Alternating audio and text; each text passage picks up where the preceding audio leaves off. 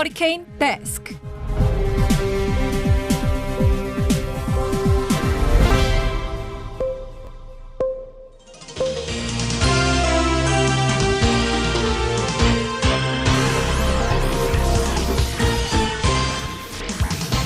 먹고 살기 힘들어도 지나치면 안 되는 세상 소식 전해드립니다. 허리케인 데스크. 첫 번째 소식입니다. 더불어민주당 이낙연 대표가 4차 재난지원금 지원을 공식화했습니다. 충분한 규모의 추경을 편성해서 맞춤형 지원과 전국민 지원 모두 고려하겠다고 밝혔습니다.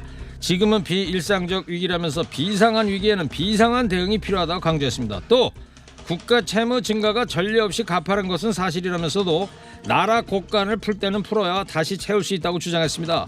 문재인 대통령도 3차 재난지원금만으로는 코로나19 확산에 따른 피해를 막기에 부족하다는 입장을 밝힌 만큼 관련 논의가 급물살을 탈 것으로 전망이 됩니다. 이낙연 대표는 당장 보호하지 않으면 쓰러질 사람들이 적지 않다. 쓰러진 뒤에 다시 일어서는 것은 더 힘들다고 말했는데요. 서민이 처한 생계 위기와 경제적 피로감은 지난해 봄과 추석, 지금이 다릅니다. 더 이상 쓰러지지 않도록 손을 내미는 거, 그게 바로 국가가 할 일이겠죠. 일본군 위안부 문제를 둘러싼 한일 갈등이 계속되고 있는 가운데 미국 학자가 일본군 위안부 피해자를 매춘부로 규정해서 파문이 예상됩니다. 이런 주장이 담긴 존 마크 램지어 하버드대 로스쿨 교수의 논문이 국제학술지에 실릴 예정인데요.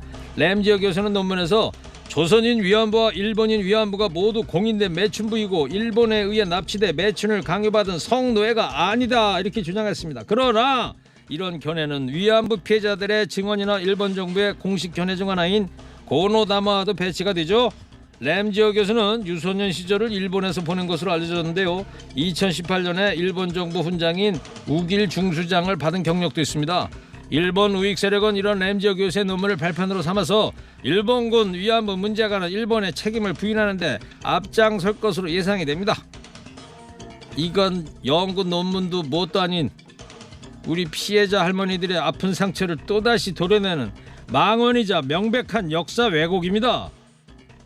이 사람 알고 봤더니 전범기업 미쓰비시 장학생이라던데요. 학자가 되기 이전에 먼저 다른 사람의 아픔을 돌아볼 수 있는 인간이 되시오. 다음 소식입니다. 우리나라 성인 10명 중에 5명 이상 코로나19 확산을 막기 위해 5인 이상 사적 모임 금지 조치를 시행하더라도 가족 간의 만남은 허용해야 한다고 생각하는 것으로 나타났습니다.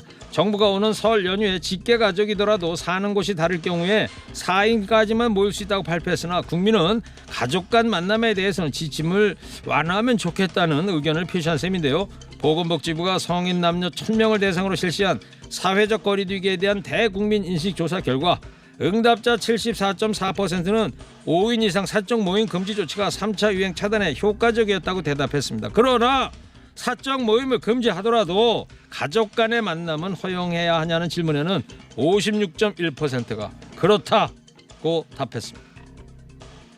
정부가 설 연휴에 5인 이상 모임 금지 지침 내리면서 갑론을박 벌어지고 있습니다.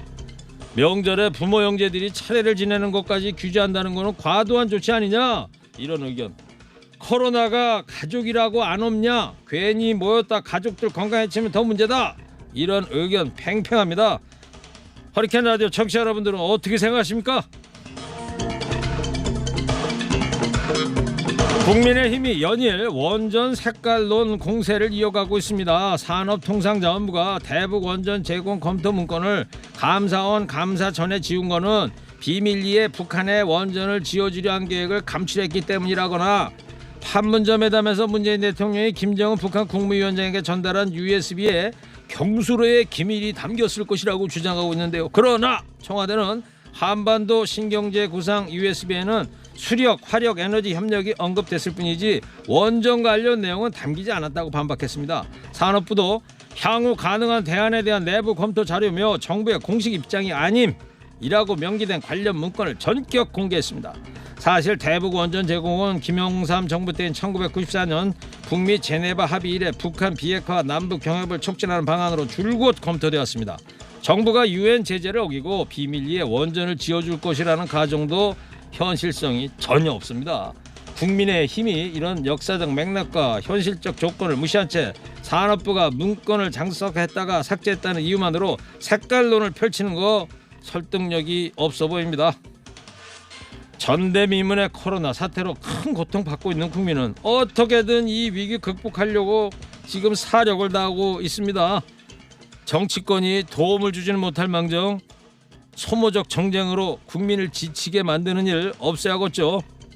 구시대 유물 같은 새빨간 색깔론 꺼내든 국민의힘 그야말로 레드카드요. 마지막 소식입니다. 테슬라의 창업자 일론 머스크가 원숭이 뇌에 비디오 게임을 할 수 있는 컴퓨터 칩을 이식했다고 밝혔습니다. 비디오 게임 칩이 이식된 원숭이의 모습은 약 한 달 뒤에 영상을 통해 인터넷에 공개할 예정인데요. 머스크는 원숭이들이 신체를 사용하지 않고 생각만으로 제어해서 게임을 하기를 원한다고 말했습니다. 머스크가 동물 뇌에 컴퓨터 칩을 심은 것은 이번이 처음이 아닙니다. 작년 8월에는 컴퓨터 칩을 심은 돼지를 선보이기도 했습니다. 또 인간 두뇌에 무선 칩을 심어서 각종 전자기기를 제어할 수 있는 시스템을 선보일 계획도 밝혔습니다. 돼지, 원숭이 다음은 과연 뭘지 왠지 섬뜩한데요. 머스크는 실험 중인 이 원숭이를 행복한 원숭이라고 부른답니다. 근데요, 공상과학에서나 가능하던 일이 점점 실현되는 현실, 정말 이거 행복할까요? 오늘 할리케인 데스크 여기까지 하겠습니다. 깨어있는 시민이 됩시다.